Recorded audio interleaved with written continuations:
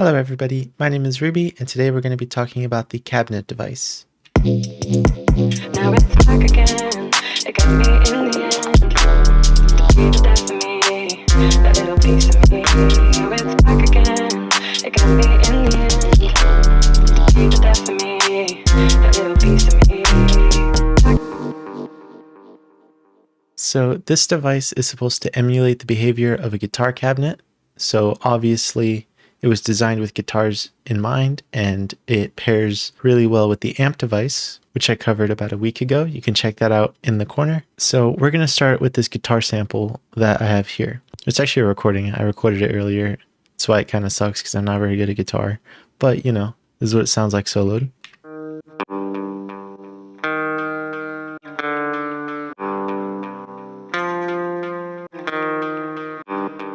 I think it sounds pretty good. This is a mostly like default setting on the amp.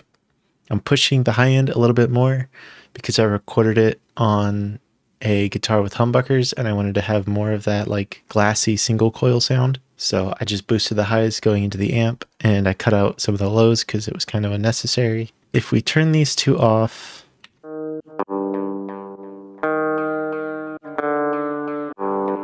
it sounds all right, but it sounds very DI, right? But this amp and cabinet is going to make it sound like a more professional guitar recording, because that's typically how guitars are recorded, with a microphone up to the amp. Or nowadays people use amp sims, which is pretty much just these two, but in a third-party VST. So if we turn on the amp first, it's going to get very noisy. However, the cab device is going to tame a lot of that noise. And now it sounds more like an actual guitar recording. So the speaker setting down here is based off of real cabs. And what this basically means, the first number is going to be the amount of speakers on the cab, and the second number is going to be the size of those speakers. So if you pick 4x12, that's going to be emulating a 4-speaker cab where all the speakers are 12 inches each. And all of these will have different tones as well.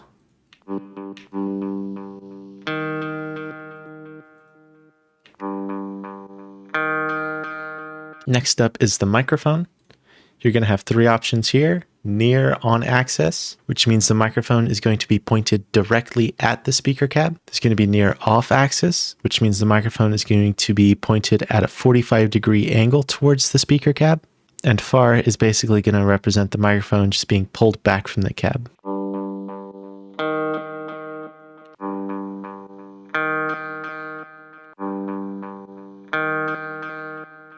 The near ones tend to be a lot brighter, and if you're dealing with heavy distortion on your guitar, then near on tends to let more of that through, I think. So this option right here, condenser versus dynamic, this is going to be the type of microphone recording the cabinet. If you're not sure the difference between them, a condenser is going to be more like your AT2020 type of microphones, whereas the dynamic is going to be more like an SM57, for example. That's what I'm recording my voice on right now.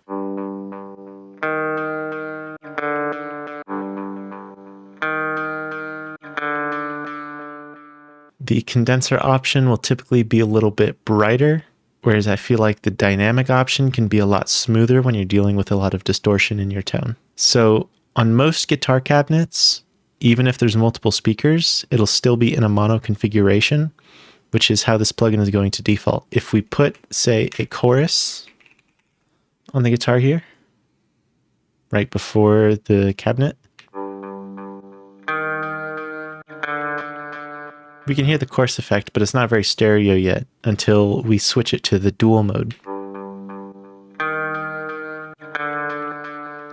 And so what that'll do is it'll emulate the cab duplicated, one for the left channel and one for the right channel.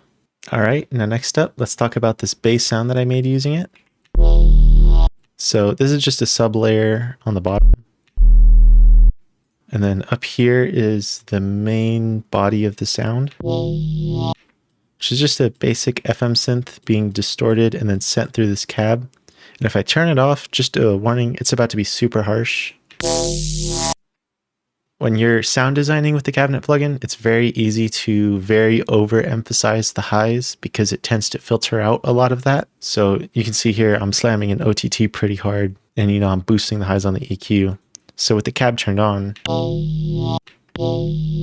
it gives it a cool distortion, but yeah, it's going to really emphasize them if you take it off. And then I have this weird like fill in the main area. And that's actually layered with the sub in this part. And the way that I made this is I took this one and I resampled it a few times.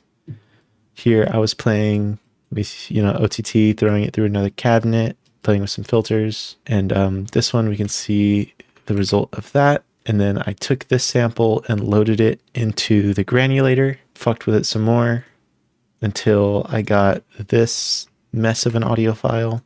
And then I just found these two clips that I think sounded nice to process more. I put this like shaper on it to give it more defined movement, more like percussive, if you will.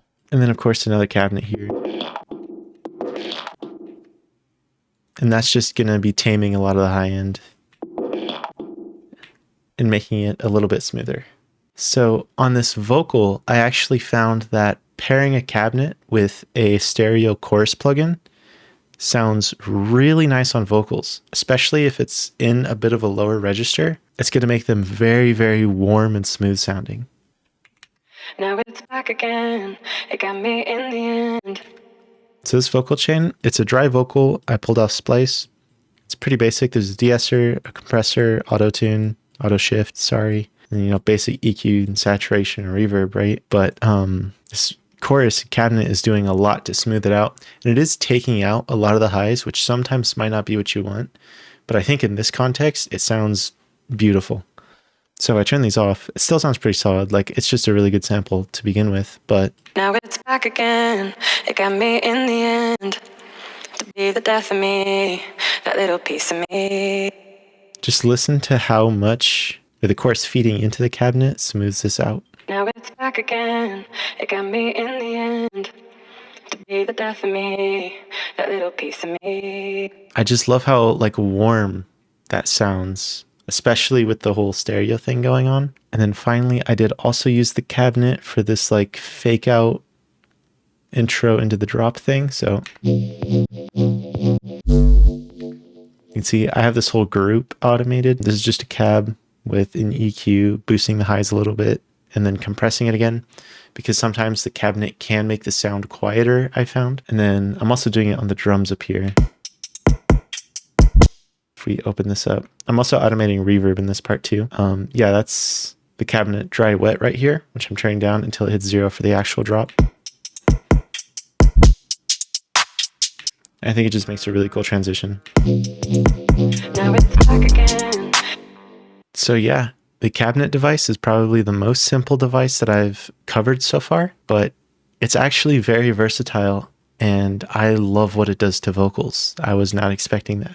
So if you guys have any cool techniques utilizing the cabinet device, feel free to share them in the comments down below, and I will see you guys next time.